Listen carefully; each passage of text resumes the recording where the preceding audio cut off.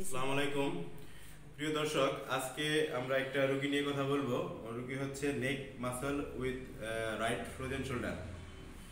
আচ্ছা বাবা, আপনার নাম কি? আমার নাম শ্রীনিকেত চৌধুরী। বয়স কত হবে? বয়স 37 বছর। আচ্ছা, আপনার কি কি সমস্যা বলেন তো? স্যার, আমার ঘাটটা মেলা দিন ধরে, অনেক দিন ধরে ঘাটটা নিয়ে অনেক সমস্যা ছিলাম। ঘাটটা ব্যথা, লড়াইতে পারতেছিলাম না, কিছুই না, একদম শক্ত হয়ে গেছিল। আপনার ডান যে জয়েন্টটা, এই জয়েন্ট এটা তো শক্ত হয়ে গেছিল। হ্যাঁ স্যার, ডান সাইড এই জয়েন্টটা তো শক্ত হয়ে গেছিল। আচ্ছা ঠিক আছে, তাহলে কতদিন ধরে আপনি এই সমস্যাটা ভুগতেছিলেন? স্যার, এটা ভুগতেছিলাম প্রায় 5-6 বছর ধরে। 5-6 বছর ধরে? কিন্তু সমস্যাটা আমার দেখা দিয়েছে বেশি অতিরিক্ত 2 মাস ধরে। 2 মাস ধরে? আচ্ছা ঠিক আছে। আচ্ছা, আমাদের এখানে তো আপনি একদিন চিকিৎসা নিছেন না? হ্যাঁ, একদিন চিকিৎসা নেওয়ার পরে আপনার কেমন লাগতেছে এখন? স্যার, একদিন চিকিৎসা নেওয়ার পর থেকে আমি 50% আমার ভালো হয়ে গেছে। আচ্ছা, যে থেরাপি আপনি দিচ্ছেন স্যার, এতে আমি সুস্থতা ভোগ করতেছি। 50% অনেক ভালো লাগতেছে। 50% ভালো হয়ে গেছে। আচ্ছা, হাত নাড়াইতে পারতেছেন? ঘাটটা নাড়াইতে পারতেছেন তো না? একটু নাড়ান তো দেখান। স্যার, এইগুলো লড়াইতে পারতাম না আগে। আগে নাড়াইতে পারতেন না, এখন পারতেছেন না?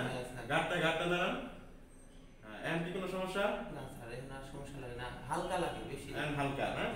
আচ্ছা ঠিক আছে, যাই হোক, একদিনের চিকিৎসাতে আপনি অনেকটাই সুস্থ। প্রিয় দর্শক, আমাদের পেশেন্টটা যেটা ছিল সেটা হচ্ছে right frozen shoulder with neck muscle spasm. তার মানে হচ্ছে তার ব্যথাটা দীর্ঘদিন ক্রনিক পর্যায়ে থাকার কারণে তার এটি শক্ত হয়ে গিয়েছিল এবং তার মাসেল গুলো শক্ত হয়ে গিয়েছিল, যার ফলে আমরা একটা ম্যানিপুলেশন এক্সারসাইজ এবং এসডব্লিউটি থেরাপির মাধ্যমে মোটামুটি আজকে সুস্থ করে ফেলছি। আরেকটা বিষয়, যে ইম্পর্টেন্ট বিষয়, সেটা হচ্ছে এটা দর্শক, এটার নাম হচ্ছে সার্ভাইকাল কলার। এটা সাধারণত ঘাড়ে ব্যথার জন্য ব্যবহার করতে হয়। এটা নিয়ম হলো, যদি অ্যাকুট পেন, অর্থাৎ অ্যাকুট পেনের ক্ষেত্রে রেস্টের প্রয়োজন হয়, সেক্ষেত্রে আমরা প্রথম 1 বা 2 সপ্তাহ সাজেস্ট করি এই সার্ভাইকাল কলার ইউজ করার জন্য। কিন্তু মনে রাখতে হবে, এটা দীর্ঘদিন ব্যবহার করা যাবে না। যদি এটা দীর্ঘদিন ব্যবহার করতে হয় বা করেন, তাহলে আপনার স্টিফনেস এবং মাসল স্পাজম ডেভেলপ করতে পারে। তাই এগুলা বেশি ব্যবহার করা যাবে না।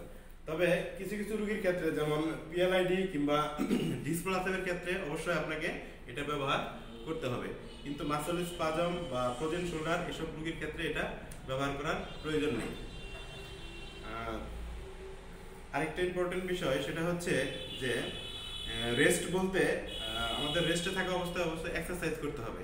এক্সারসাইজ যদি ঠিকমতো করা হয়, তাহলে আমাদের এই মাসলগুলো রিল্যাক্স থাকে এবং এই যে শক্ত হয়ে যাওয়া, এই সমস্যাগুলো থাকে না। প্রিয় দর্শক, আশা করি আপনারা কিছু জানতে পেরেছেন, বুঝতে পেরেছেন। সবাই ভালো থাকবেন। আসসালামু আলাইকুম।